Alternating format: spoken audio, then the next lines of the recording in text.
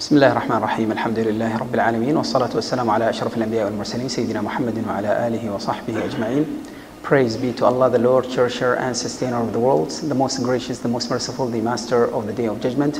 All praise is due to Allah, and Allah's peace and blessings be upon His last messenger Muhammad sallallahu alayhi wasallam, His pure family, His loyal companions, and all those who follow them with righteousness and good deeds until the day of judgment. Ameen. Dear brothers and sisters, Assalamu alaikum wa rahmatullahi ta'ala wa barakatuh. Wa alaikum assalam. Between the period when a person is born and he is weak and in need of others, till the time that he is old and weak and in need of others, we have a period of youth and strength and abilities that Allah subhanahu wa ta'ala blessed us with. The time of youth is actually the most precious time of your whole life. That is the time of achieving all your abilities and strength, and that is the time of production as well, and the fruits. And that is why Allah subhanahu wa ta'ala emphasized the importance of this time, and the Messenger Muhammad sallallahu alaihi wasallam also emphasized that in the hadith. And in fact, the Messenger Muhammad sallallahu alaihi wasallam told us that Allah subhanahu wa ta'ala will question us about our whole life in general and about our time of youth in particular. What did you do in it? How did you utilize it?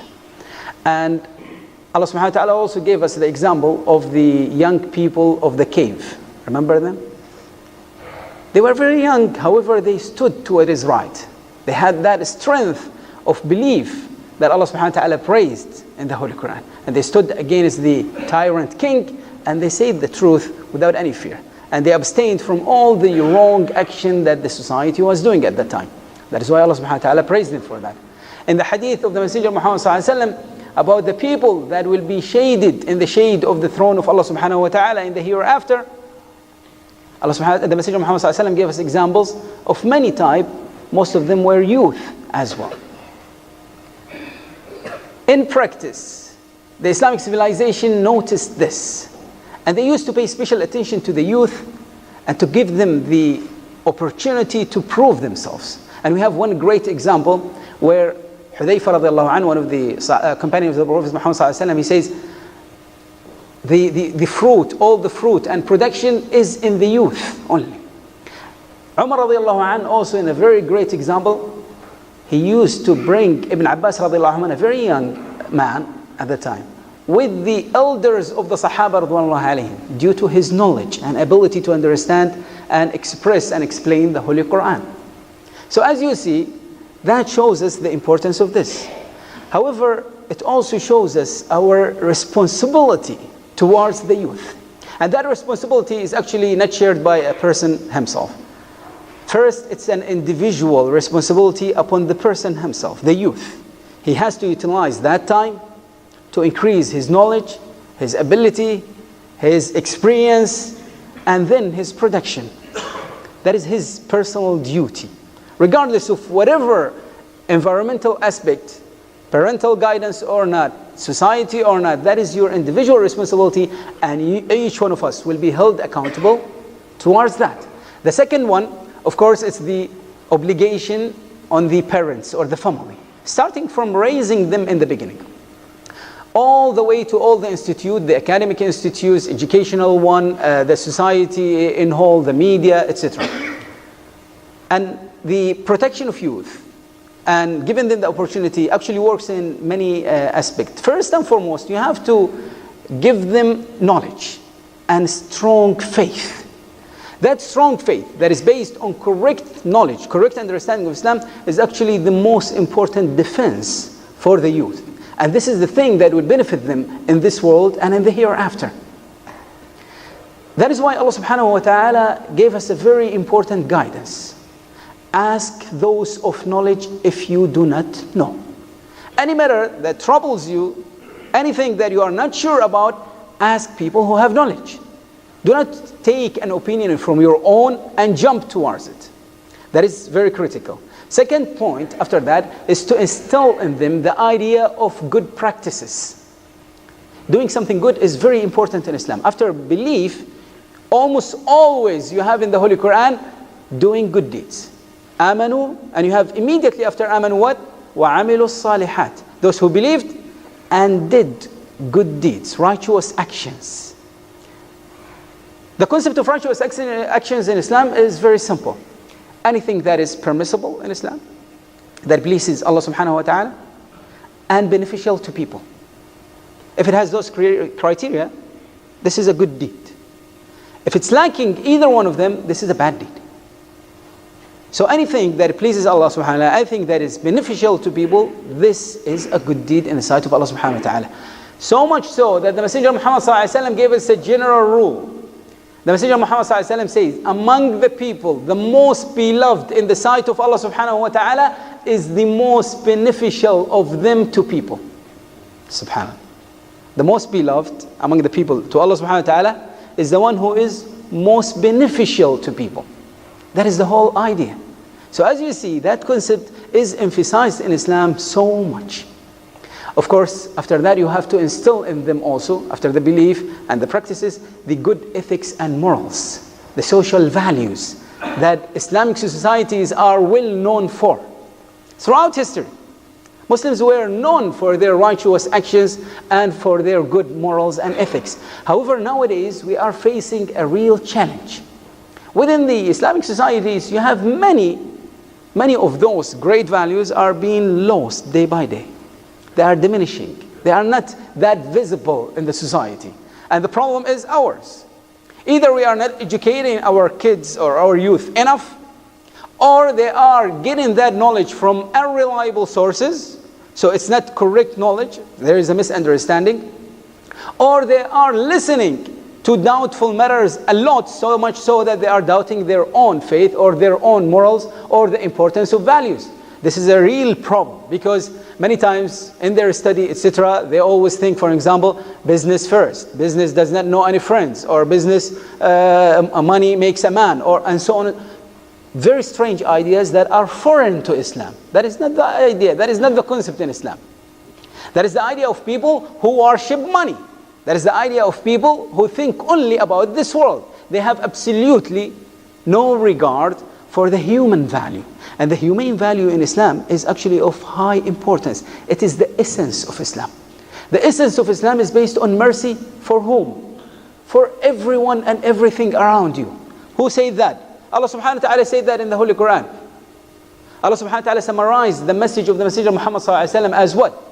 وَمَا أَرْسَلْنَاكَ إِلَّا رَحْمَةً لِلْعَالَمِينَ. And we have not sent you, O Muhammad, except as mercy to all the worlds. He didn't say mercy to Muslims or mercy to believers. To all the worlds. That is the essence of it. So the idea is not about how much money you are making, how much of a human being, a good human being you are while making that money. There are no harm. You can make money. You can increase. You can be rich. But at the same time, you have to regard your obligation toward the society. You have to regard your obligation to the needy and poor, and so on. Apart from that, there is also an important aspect of them, that is the youth themselves, after developing themselves, of caring about their friends. Who are their friends? Whom they are listening to or confiding with. This is something that is very critical. In Islam, Allah subhanahu wa ta'ala always guided us to be with good people, truthful people, righteous people. Why? Because you will get good benefit from them in this world and the hereafter. The benefit that you will get is always good. The Messenger of Muhammad sallallahu alaihi wasallam gave us an example of a good friend and a bad friend. And said, the example of a good friend is like someone who is selling fragrance, perfumes. You sit with the person who sells perfume. Either he'll give you some perfume in your body, or he'll give you as a gift, or at least the thing that you are smelling, the atmosphere is very pleasant and very good, right? The concept of a person, on the other hand, a bad friend. The Messenger of Muhammad gave the example of a welder, someone who works with fire and iron, right? So the Messenger of Muhammad says, sitting there, now either you will get the heat or the smoke, or things that will burn and damage your clothes, or in the least, you will get a bad smell. So as you see, the concept of a good friend and a bad friend is quite critical. It was emphasized by the Messenger of Muhammad ﷺ in something that is even more. So it's not only about getting a good smell or a bad smell, or getting a benefit or a harm. It's much worse than that. The Messenger of Muhammad ﷺ says that a friend could actually affect the religion of his friend. Subhanallah. The Messenger of Muhammad ﷺ says, a person is on the religion of his intimate friend. That is why each one of you should be careful who his intimate friends are. Subhanallah. His religion will be similar to those that he is friends with, of course. Most of the vices, the drug addictions, the crimes, the gangs, etc., how did it spread? How did it come? Through bad friends. So in the beginning he was rejecting that, he was resisting it, he didn't like it, then he will go with them, then he will not mind sitting with them, joking with them, etc., then giving it a try and then getting addicted, and then he's just similar to them, God forbid. This works in the same way in everything. That is why one of the most important or critical points is to have good friends with you all the time. That was also emphasized by the Messenger Muhammad in this hadith. Now, one very critical point that we are facing nowadays with our youth is that the family, or even the educational societies, or the society as a whole, no longer has control over the youth at all. A child carrying a small device in his pocket has access to the whole world. Things that you know and things that you do not know. Good and bad. Nice and evil. Everything. Beyond imagination. So he has access to good resources and bad resources at the same time, with the same easy access. Unless he has that strong faith and good knowledge from the beginning to protect him from that, it is very easy to get misguided. That is the problem that you are facing nowadays with all the false information about the religion of Islam itself, about the extremism that you see. They quote verses from the Holy Quran or narration, etc. They misquote them out of their context and present them to the youth. Of course, if the person does not have enough knowledge, that is where the problem comes. And that is where the first point that we mentioned, which is to ask if you do not have knowledge. That is when it comes into context. Ask who? Ask people of knowledge. What does that mean? Let me give you an example. Now, if any person has an illness, he has to undergo an operation. He will ask about who is a good surgeon. He will ask about his experiences, his background, how many operations has he operated on so far, what is the result. He will ask about all of that before allowing that surgeon to operate on him, right? Everybody does that. Taking care of your body. This is very important in Islam. Your body has rights over you. Great. But protecting your religion is even more important. Protecting good understanding of the religion, this is even more important. Why? Because the body, the problem with the body will end by the time of death. It's already over. Your relationship with this body will be over. However, the effect on the religion will continue to affect you forever. It will affect you in this world and the hereafter. So a misunderstanding of the religion, misquotation of the religion, misrepresentation of the religion is much worse, much more dangerous. That is why Allah subhanahu wa ta'ala says, ask those who have knowledge if you do not know. Don't do from yourself. Don't follow any fatwa that you will listen to. Ask about it. Think about it first. Anything that your heart or your mind or rejects it is most likely not from a part of Islam. Islam is very logical, very humane, very merciful, very clear, very easy to understand. It's not that complicated. It calls for normal relation with all people on righteousness and good deeds. It forbids injustice and wrongdoings. It's very clear. The message of Islam is very clear. It's not that complicated. So anything, whenever you listen to something and you doubt it, ask people who have knowledge. Ask those who have knowledge. Now that is why we say it's always very important to check. Do not give an information about Islam if you are not sure about it. Somebody asks you, what does Islam say about this? Is this right or wrong? If you do not know, if you do not have enough knowledge, concrete knowledge about what you are saying, don't say it. It's not allowed in Islam. Who says that? Allah subhanahu wa ta'ala says that. Allah subhanahu wa ta'ala says, do not speak by your tongues about things saying that this is halal and this is haram, so that you will make up a lie in the name of Allah subhanahu wa ta'ala. What did Allah subhanahu wa ta'ala call that? Saying about something that is this is halal or haram without knowledge. What did Allah subhanahu wa ta'ala consider that? Fabricating a lie intentionally in the name of Allah subhanahu wa ta'ala. The worst crime probably ever. Something that is that extreme. That is why now when you listen to a fatwa, you listen to a strange news, a strange information coming from any source, no matter how long his beard might be or how good looking he is or how righteous he might be looking, That is not the concept of knowledge in Islam. The concept in Islam is not about how it looks. It's about what is the proof. Bring a proof. Where did you get this from? Misquotation or quotation out of context is not allowed in Islam at all. Many of them comes to verses that were revealed in non-believers and applying them to believers, or vice versa. Or a verse that was revealed exclusively in one incident and applying it in general, and so on. Whether they have knowledge and they are doing it intentionally to damage the idea about Islam, the picture of Islam, the presence of Islam in the world, or they are doing it out of ignorance, which is even worse. And now, what do you have? You have groups of people.